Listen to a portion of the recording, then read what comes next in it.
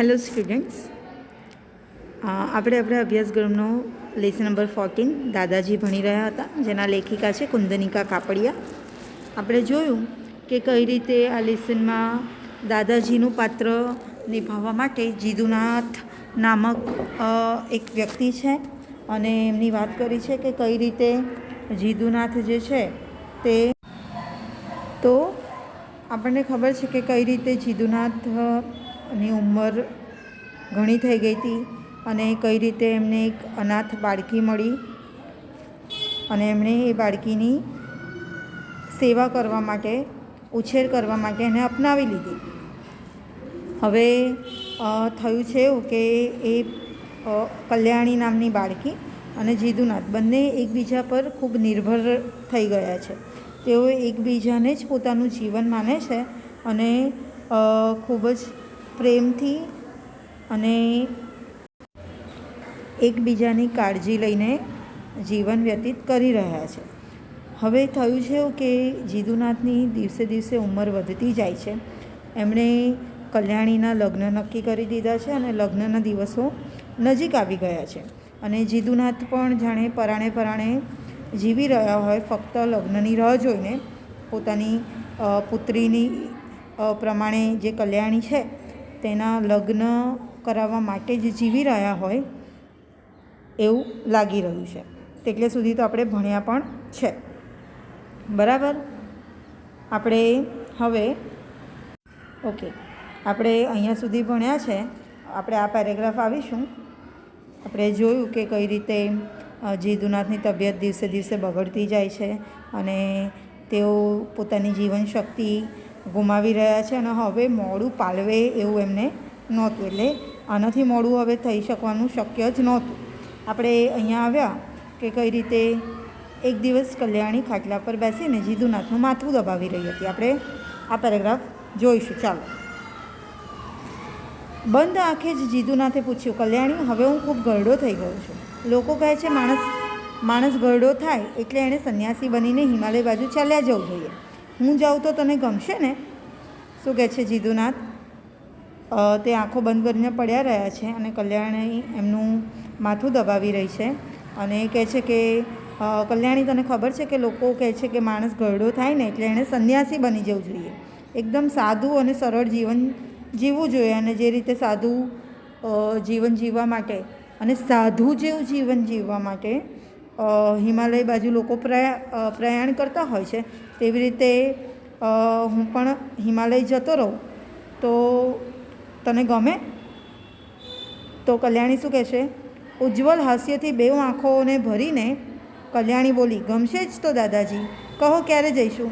એને શું લાગે છે કે જીદુનાથ કલ્યાણી અને પોતે, એટલે જીદુનાથ પોતે અને કલ્યાણી બંનેની જવાની વાત કરી રહ્યા છે. એને એવું નથી ખબર પડતી કે જીદુનાથ ગરડા થયા છે એટલા માટે તે પોતાને એકલા હિમાલય બાજુ જવાની વાત કરી રહ્યા છે. એને એવું નથી ખ્યાલ આવતો. એ તદ્દન ભોળી છે, સાવ જ ભોળી છે. એટલે તદ્દન ભોળી છે, સાવ જ. એને કંઈ એવું સમજ નથી પડતી કે જીદુનાથ પોતાના એકલાને આવી રીતે સંન્યાસી બનવાની વાત કરી રહ્યા છે. એટલે એ તરત શું જવાબ આપે છે કે હા દાદાજી, મને ગમશે જ, આપણે બંને ક્યારે જઈશું એમ. જીદુનાથે નિશ્વાસ મૂક્યો. એમણે શું કહ્યું? જીદુનાથે નિશ્વાસ મૂક્યો અને કહ્યું, તારાથી સાથે ન અવાય બેટા, હું તો મારે માટે કહું છું. શું કીધું? કે તારે નથી આવવાનું, મારે એકલાને જવાનું છે, હું મારા માટે કહું છું. કલ્યાણીનું મન મ્લાન થઈ ગયું, દુઃખી થઈ ગયું. મ્લાન થઈ જવું એટલે શું? દુઃખી થઈ જવું. પડવા રહીને બોલી, તમે મને એકલી મૂકીને જશો દાદાજી? એક ક્ષણ થોભી ગઈ અને પછી બોલી કે તમે એકલા જવાના છો? મને એકલી મૂકીને તમે જશો? તમારો જીવ ચાલશે? તો એ શું કહે છે જીદુનાથ? તારા લગ્ન થશે બેટા, પછી તું એકલી નહીં રહે. જે ગામમાં તારા લગ્ન થશે એ ગામ તું આ બધું જ છોડીને ચાલી જશે. ત્યાં નવા લોકો હશે પણ એ બધા તને પ્રેમથી રાખશે. શું કહે છે કે તું એકલી થોડી હઈશ, તારા લગ્ન થઈ જશે પછી તું જે ગામમાં પરણીશ ને ત્યાં ઘણા બધા તને સગાવાલા મળશે, ત્યાં તને નવા ફેમિલી મેમ્બર્સ મળશે જે તને ખૂબ પ્રેમથી રાખશે. કશાય ખ્યાલ વગર એમને એમ જ કલ્યાણી બોલી ગઈ અને જીદુનાથ આવું કહે છે. પછી તરત કલ્યાણી શું કહે છે? તમે પણ સાથે આવશો ને દાદાજી? કલ્યાણી કહે છે કે હા, ત્યાં મને બધા નવા સગાવાલા મળશે, પણ તમે પણ મારા સાથે આવશો કે નહીં? મારા લગ્ન થઈ જશે તો તમે પણ સાથે જ આવશો ને? તો જીદુનાથ કહે છે મારા સ્ત્રી સાથે ન આવાય બેટા. જીદુનાથ સ્નેહ કરુણ કંઠે બોલ્યા. સ્નેહ કરુણ, અહીંયા તમે જુઓ લેખકની જે લેખન શૈલી છે એ આપણને કેટલી સરળતાથી અને સારી રીતે જોવા મળે છે. કુંદનિકા કાપડિયાની લેખિકા કહે છે જીદુનાથના કેરેક્ટર દ્વારા, જીદુનાથ શું બોલે છે? મારાથી સાથે ન આવાય બેટા. પણ એમનો અવાજ, એમનો સ્વર કેવો થઈ જાય છે? સ્નેહવાળો પણ છે અને કરુણ છે. તેમને ખુશી પણ થાય છે અને દુઃખ પણ થાય છે. ખુશી શેની? કે કલ્યાણીના લગ્ન થઈ જવાના છે. અને કરુણ એટલે કે દુઃખ શેનું? કે એ સાથે નહીં રહી શકે. રાઈટ? તો આ વસ્તુ પણ સમજવાની છે. કલ્યાણી ઘડીક શાંત રહી. થોડી વાર પછી બોલી, મારે લગ્ન નથી કરવા દાદાજી. શું કહે છે થોડી વાર રહીને કલ્યાણી? કે દાદાજી તમે સાથે નહીં આવો મારી તો પછી મારે મેરેજ જ નથી કરવા. તમને છોડીને હું ક્યાંય નહીં જાઉં. શું કામ તમે મારા લગ્ન કરો છો? શું કહે છે કલ્યાણી? કે જો તમે ન આવવાના હોય સાથે તો મારે કશે જવું નથી, મારે લગ્ન પણ નથી કરવા અને તમને છોડીને હું ક્યાંય જવાની નથી. તમે મારા લગ્ન કેમ કરાવી દો છો? જીદુનાથની બંધ આંખોમાંથી ગરમ આંસુ ઝરવા લાગ્યા. ખબર પડી? એટલે જીદુનાથ રડવા લાગે છે. કરુણ થઈ ગયા છે, એમનું હૃદય કરુણ થઈ ગયું છે અને રડવા લાગે છે કે આ એક નિયમ છે દુનિયાનો જે દરેક વ્યક્તિએ પાળવો જ જોઈએ. બીજી બાજુએ મોં ફેરવી લઈને એ શાંત સૂઈ રહ્યા. એ એમનો ફેસ બીજી બાજુ ફેરવી દે છે જેથી પોતાના આંસુ પોતે રડી રહ્યા છે એ કલ્યાણી ન જોઈ શકે. અને વિચારી રહ્યા છે મનમાં ને મનમાં. શું વિચારી રહ્યા છે? હાય રે, જે જિંદગી તદ્દન મુક્ત હતી, કોઈના સ્નેહના બંધનમાં જકડાયા વગરની હતી, એ જ જિંદગી શું કહે છે કે બાપરે બાપ, હું તો કેટલો મુક્ત હતો. મારા લગ્ન નહોતા થયા ત્યારે મારા સાથે આવી રીતે કોઈની સ્નેહ બંધનમાં હું પડેલો નહોતો, જે રીતે હમણાં કલ્યાણીના સ્નેહ બંધનમાં છું. એટલે કોઈ પણ વ્યક્તિની મારી સાથે મોહ માયા નહોતી તો કેટલું સારું હતું. હમણાં હવે કલ્યાણીની મને માયા થઈ ગઈ છે તો હવે એ મને છોડીને જતી રહેશે એનું મને ખૂબ જ દુઃખ લાગ્યા કરે છે. ઓકે? અને એ જ જિંદગીની આસપાસ આ શાના તાણાવાણા વીંટળાઈ રહ્યા છે. અને શું કે વિચારે છે જીદુનાથ કે આવી જિંદગી હતી અને હવે એવી જ જિંદગીની આજુબાજુ મોહમાયાના તાણાવાણા વીંટાઈ ગયા છે. એટલે હું જાણે એની આસપાસ ઘેરાઈ ગયો છું એવું મને લાગી રહ્યું છે. કોણ કરુણ કંઠે મને દાદાજી દાદાજી પુકારીને પિંજરામાં કદી ન પૂરાયેલા એમના ચંચળ પ્રાણને આમ બાંધી રહ્યું છે? એવું વિચારે છે કે મને પિંજરામાં હું પૂરાયેલો નથી એવા મારું જે હૃદય છે, જાણે કોઈ પંખી હોય ને તેને કોઈ પિંજરામાં પ્રેમના બંધનમાં કોઈએ બાંધી દીધું હોય, તેવી જ રીતે અહીંયા જીદુનાથ પોતાને બાંધેલા માની રહ્યા છે. સ્નેહના ગાંઠથી, પ્રેમના બંધનથી, સ્નેહની ગાંઠ વડે. ઓકે? આવી રીતે એ પોતાને બંધિત છે તેવું માની રહ્યા છે. લગ્ન નક્કી થઈ ગયા છે. પછી એના આગળનો એક પ્રસંગ આપી દીધો છે તમને ડાયરેક્ટ કે લગ્ન નક્કી થઈ ગયા છે અને દિવસો હવે બહુ દૂર નથી રહ્યા. જીદુનાથે તેમની તમામ મિલકત આમાં વાપરી નાખવાનું નક્કી કર્યું છે. એમની પાસે બીજું કોઈ વ્યક્તિ નથી, કોઈ બીજું ઘરનું કોઈ વ્યક્તિ નથી, કોઈ સગુવાલું નથી. એટલે એમની પાસે જે પણ કંઈ મિલકત છે તે બધી મિલકત એમણે કલ્યાણીના લગ્નમાં વાપરી નાખવાનું નક્કી કરી દીધું. રોજ રોજ એ કલ્યાણી માટે નવતર વસ્તુઓ લઈ આવે. નવતર એટલે શું? નવી વસ્તુઓ. પણ કલ્યાણી મૂંગી થઈ ગઈ. એટલે કશું બોલે જ ના. એને ગમતું જ નથી કે આવી રીતે મારા દાદાજીને છોડીને જવું પડશે. સુંદર વસ્તુઓને જોઈને એના મનમાં આનંદ પ્રગટતો નથી. એને નવી વસ્તુઓ જોઈને આનંદ નથી થતો. શ્રાવણની વાદળકાળી રાત જેવી ઉદાસી એના ચહેરાને છાઈ રહી છે. બરાબર? જે રીતે શ્રાવણ મહિનામાં રાત્રિના સમયે વાદળોથી ઢંકાયેલો હોય ને ત્યારે જેવી આકાશમાં એક ડાર્કનેસ હોય તેવી ડાર્કનેસ એના ચહેરા પર છવાઈ ગઈ છે એમ કે છે. એટલે એનો ચહેરો ઉદાસ બની રહ્યો છે કારણ કે એને જીદુનાથને છોડવા નથી અને છોડીને જવું નથી કશે પણ. એના મોં સામે જોઈને જીદુનાથનું દિલ પણ બળી જાય છે. જીતુનાથને પણ એવું થાય છે કે મારી પણ ઈચ્છા નથી, પણ તારા લગ્ન તો સારી જગ્યાએ કરાવવા જ પડશે, મને તું છોડીને જાય એ મને પણ નથી ગમવાનું એમ. એમની આંખમાં મલિન દુઃખની છાયા ભરાઈ બેઠી છે. એમને પણ દુઃખ થાય છે. વાત વાતમાં આ ઘરની દિવાલોને અને અંદર ફરતી એક નાની ફૂલ વેલશી કન્યાને હાસ્યની લખલૂખ છોડોથી હસાવી મૂકનારું મોં આજ મલકાતું નથી. બરાબર. એટલે જીતુનાથને જે વાતે વાતે ખૂબ જ આનંદિત કરી દેતું હતું એવો કલ્યાણીનો ચહેરો આજે પોતે જ ઉદાસ છે એમ. જમતા હાથમાંથી કોળીઓ અદ્ધર રહી જાય છે અને આંખો શૂન્ય બનીને હવામાં જકડાઈ રહે છે.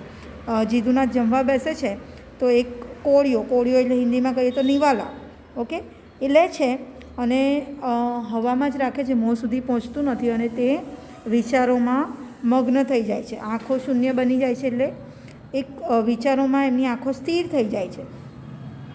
પાણી પીવા પ્યાલો ભરે ને પાણી પીધા વગર જ ઢોળી નાખે છે. એમને યાદ પણ નથી રહેતું. એટલે એવા એ ભાવાવેશમાં અને લાગણીઓથી એટલા બધા ભરાઈ ગયા છે, એમનું હૃદય એટલું બધું ભરાઈ ગયું છે કે તેમને કંઈ પણ ધ્યાન જ નથી રહેતું.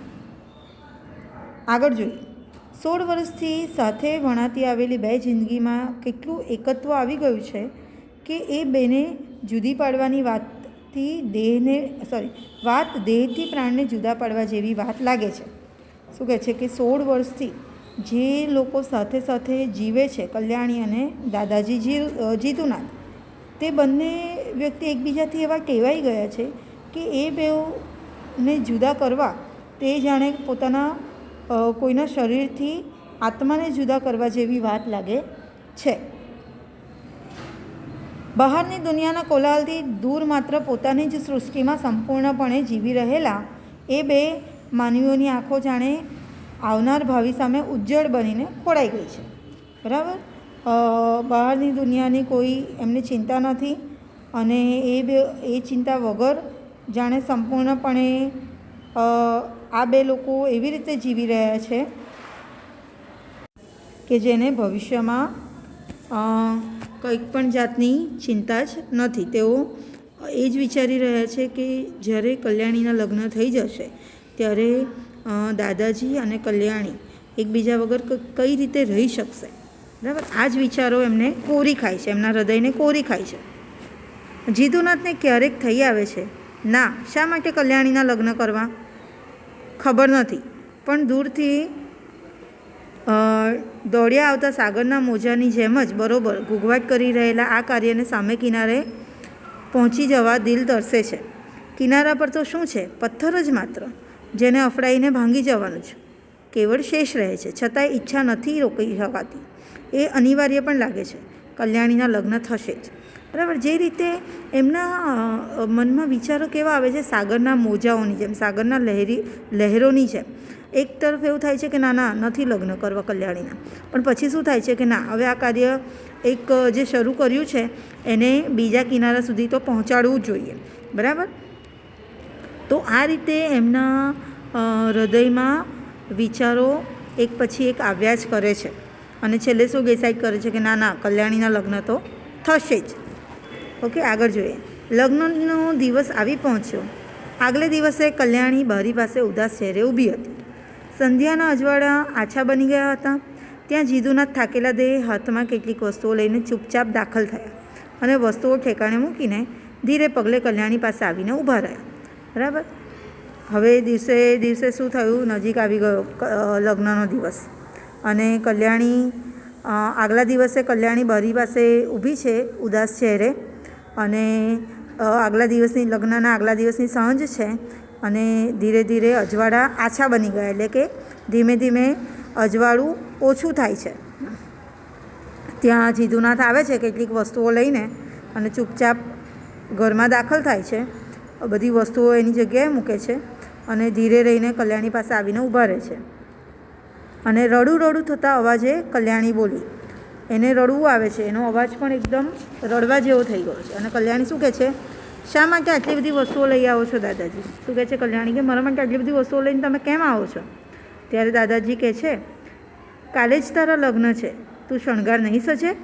શું કહે છે જીદુનાથ કે કાલે તારા લગ્ન છે તો તું સારી રીતે તૈયાર નહીં થાય, તને શણગાર નથી કરવો? તો મ્લાન કંઠે કલ્યાણી બોલી, દુઃખી થઈને દુઃખીવાળા અવાજે કલ્યાણી શું બોલી? તમને છોડીને જવું ગમતું નથી દાદાજી, મનમાં કંઈક થઈ જાય છે. શું કહે છે કે મને તમને છોડીને જવા નથી અને મારા મનમાં એના લીધે શાંતિ નથી વળતી, મને તમને છોડીને ક્યાંય નથી જવા. જીદુનાથની આંખમાં આંસુ ભરાઈ આવ્યા. મોં ફેરવી લઈને સ્નિગ્ધ કોમળ અવાજ તે બોલ્યા, દીકરી તો સાસરે જ શોભે ને બેટા. શું કહે છે એ રડતા જાય છે જીદુનાથ અને એકદમ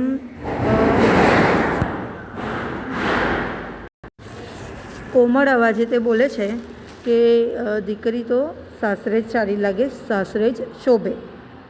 કોણ ક્યાં શોભે એની મને ખબર નથી દાદાજી. તરત કલ્યાણી શું કહે છે કે મને એવી બધી ખબર નથી પડતી કે કોણ ક્યાં શોભે, પણ તમારા સિવાય તો હું કોઈને ઓળખતી નથી. સાચે જ શું તમે કોઈ અજાણ્યા ગામમાં અજાણ્યા લોકોની વચ્ચે મને મૂકીને ચાલ્યા જશો? શું કહે છે કે મને બધી ખબર નથી પડતી કે કોણ ક્યાં શોભે, પણ હું તો તમારા વગર કોઈને ઓળખતી નથી. તો શું તમે ખરેખર એવું કરવાના છો કે અજાણ્યા લોકોની વચ્ચે અજાણ્યા ગામમાં કે જ્યાં હું કોઈને ઓળખતી નથી, ત્યાં ફેમિલી મેમ્બર્સને કોઈને ઓળખતી નથી, એવા લોકોની વચ્ચે તમે મને એકલી મૂકીને જતા રહેશો? જીદુનાથ હવે રહી શક્યા નહીં. બે હાથ વડે એમણે મોં ઢાંકી દીધું, એટલે ખૂબ જ રડવા લાગ્યા. એમને ખૂબ રડવું આવે છે. પોતાના હાથ વડે તે પોતાનો ફેસ ઢાંકી દે છે. એમની આંખમાંથી આંસુ વહેવા લાગ્યા. જીવનના છેલ્લા દિવસોમાં અજાણપણે જ ક્યાંકથી સ્નેહનો જે ઝરો ફૂટી નીકળ્યો છે એના નીર પાછા વળાય એમ નથી. અસહાય અતૃપ્ત હૃદયની પ્યાસ એક બુઢા આદમીના પ્રાણને વિહવળ બનાવી રહી છે. બરાબર? જે રીતે અહીંયા લેખિકા શું કહે છે કે તેમને ખૂબ રડવું આવે છે અને જે રીતે કોઈક આમ બંજર જમીનમાં અચાનકથી જ કોઈ પાણીનો ઝરો ફૂટી નીકળે તેવી જ રીતે અહીંયા જીદુનાથના હૃદયમાંથી પણ સ્નેહનો ઝરો ફૂટી નીકળ્યો છે. સ્નેહનો ઝરો એટલે કે વહાલનો ઝરો. ઓકે, અને હવે એ પાણી પાછા જમીનમાં નાખી શકાય નહીં, એવી જ રીતે જીદુનાથના સ્નેહને પણ પાછા વાળી શકાય તેમ નથી. એટલા માટે અસહાય અને અતૃપ્ત હૃદયની જે એમની ઈચ્છા છે એ ઈચ્છા આ બુઢા આદમી પણ જીદુનાથના પ્રાણને વિહવળ બનાવી રહ્યા છે. ઓકે સ્ટુડન્ટ્સ, તો આજના પીરિયડમાં આપણે આટલું જ ભણીશું. નેક્સ્ટ પીરિયડમાં લેસન પૂરું કરીશું. Thank you so much.